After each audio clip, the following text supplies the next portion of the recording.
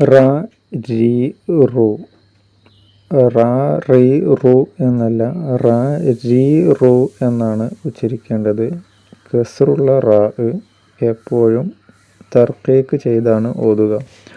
തർക്കീക്ക് എന്നാൽ റാഇനെ ഒന്ന് നേർപ്പിച്ച് ഉച്ചരിക്കുക. G G റി എന്നല്ല, ജി.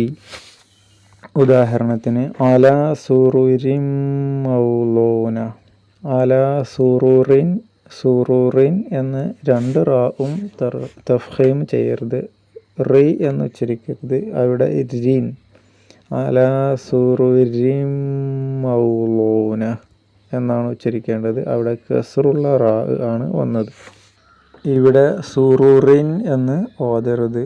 അതുപോലെ തന്നെ ഷെരി, ഷെരി എന്നുള്ള സ്ഥലത്ത് ഷെറി എന്ന് ഓതരുത്. അവിടെയും കസ്റുള്ള റാ ആയതിനാൽ ഷെരി, ഷെരി. അടുത്തത് റിജാലുൻ. റിജാലുൻ എന്നുള്ള സ്ഥലത്തും റിജാലുൻ എന്ന് ഓതരുത്. റിജാലുൻ അല്ല, റിജാലുൻ, റിജാലുൻ. ഫരിഹ, റിഫാഇ, വൽ ഖമരി ഇദാ തലാഹ. ഇവിടെ എല്ലാം റാഇന് കസ്റാണ്. ഫറിഹ എന്ന് ഓതരുത്, റിഫാഇ എന്ന് ഓതരുത്. വൽ ഖമറി ഇദാ തലാഹ എന്ന് ഓതരുത്. ഇവിടെ എല്ലാം ഫരിഹ, റിഫാഇ, വൽ ഖമരി ഇദാ തലാഹ എന്നാണ് ഓതേണ്ടത്.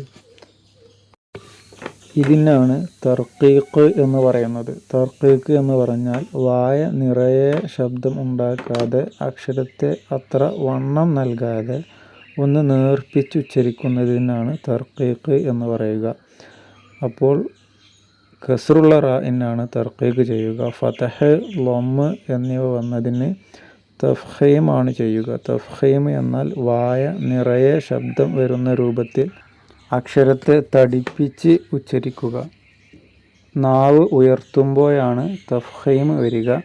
നാവ് ഒന്ന് താഴ്ത്തുമ്പോഴാണ് തർക്കീക്ക് വരിക. ഇപ്പോൾ നമ്മൾ പറഞ്ഞത് കസ്റുള്ള റാഇൻ്റെ ഉദാഹരണമാണ്. എന്നാൽ സുക്കൂനുള്ള റാഇനും ചിലപ്പോൾ തഫ്ഖീമും തർക്കീക്കും രണ്ടവസ്ഥയും വരും. അത് ശേഷം വരുന്നുണ്ട്. ഇപ്പോൾ ഈ നിയമം മനസ്സിലാക്കുക. തർക്കീക്ക് എന്നാൽ എന്താണ് എന്നൊന്ന് എഴുതി വെക്കുക. ശേഷം തർക്കീക്ക് കസ്റുള്ള റാഇൽ വരും. കസ്റുള്ള റാഇ എപ്പോഴും തർക്കീക്ക് ചെയ്ത് ഓതണം എന്ന് ഒന്നാം നിയമമായി എഴുതി വെക്കുക. ഇതുപോലെ തന്നെ തർക്കീക്ക് ചെയ്യേണ്ട മറ്റു സ്ഥലങ്ങളുണ്ട്, തഫ്ഖീം ചെയ്യേണ്ട മറ്റു സ്ഥലങ്ങളും ഉണ്ട്. അവ ശേഷം പറയാം ഇൻഷാ അല്ലാഹ്.